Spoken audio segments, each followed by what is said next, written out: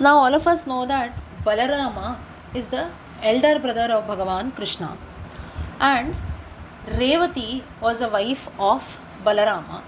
So before Krishna's marriage with Rukmini, Balarama's marriage with Revati took place. Now who is this Revati? Revati was a daughter of King Kakudmi, yeah, and he was also known as Raivata, meaning the son of Revata. Okay, so that's how she gets the name Revati. Now this Kakudmi who was there was actually the king of a place called Kushasthali, and the reference of Balarama's marriage with Revati Devi is mentioned in the 9th skandam of Srimad Bhagavatam.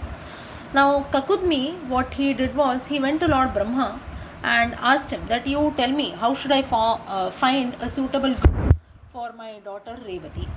And he takes his daughter Revati along with him to Brahmalokam, and when they arrive it seems that Brahma was listening to a musical concert also, which was being performed by Gandharvas. So both Kakudmi and Revati wait patiently for the concert, for the performance to get over, and after that Kakudmi, he very humbly he said that you tell me that how come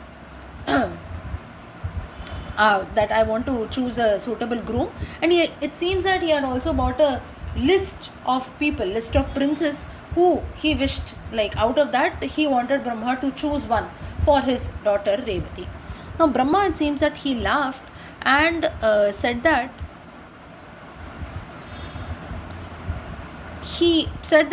all of them, the list whom he had bought, out of this there is none who is there. Now Kakudmi, he feels little oh, what is this that has happened and so on, and he feels a bit sad because he had bought the list of many people who are there. Now that's when Brahma further explains that for a very short period that you waited for me in Brahmalokam for the musical performance to get over, it seems that both Kakudmi and Revati had waited in Brahmaloka for 27 Chaturyugas, it seems. That is Satya, Treta, Dwapara, Kali. All these 4 ages had passed on, which is almost equivalent to more than, you can say, 11 crores, 66 lakhs, something like that, human years that were there, because the time period in Brahmalokam is quite different. So you see the list of suitors or the list of people which this Kakudmi had bought, they would have died and they would have taken numerous births that are there. So all that list was useless. But now Kakudmi says, no, you only give me an option, then what should I do now? That's when Brahma advises that you go and offer your daughter's hand to Balarama, who is still present on Bhulokam. And Balarama is an avataram of Sheshanaga himself, and he is the perfect match for Revati. And Kakudmi and Revati both, they return back to Bhulokam, and it seems that from Brahmalokam, when they return back to Bhulokam, they were surprised because the world that they lived in had now changed completely, it seems, because almost Dwapara Yugam was coming to an end or so. People had become shorter. Now what is the meaning of the shorter? In Kali Yugam, if you see, if a person is beyond, you can say like 6 feet is also very tall for us, right? So we can't imagine someone like 7 feet, 8 feet. There will be hardly few people. But if we see someone like that, we look at them very strangely, right? But you see, in Ramayanam you have a reference. Rama was 8 feet, it seems. So like this you have references. Ajanu Bahu, as we say, his hands used to touch his knee. So as in every, there is something called Yuga Dharma. Now Dharma is Sanatanam, it is always there. But as per Yugas or so also, as time changes, as period changes, there are certain things also which will change. So people had become shorter, it seems. They had lost their energy. They had become less intelligent, it seems. So thus Kali age had begun.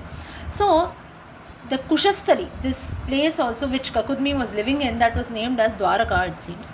Now Kakudmi, he approached Balarama and tells that my daughter Revati is there, I request you to marry. Balarama also gladly accepts. Now it seems that Revati, because she belonged to a previous yugam that is there, she was taller than Balarama, it seems.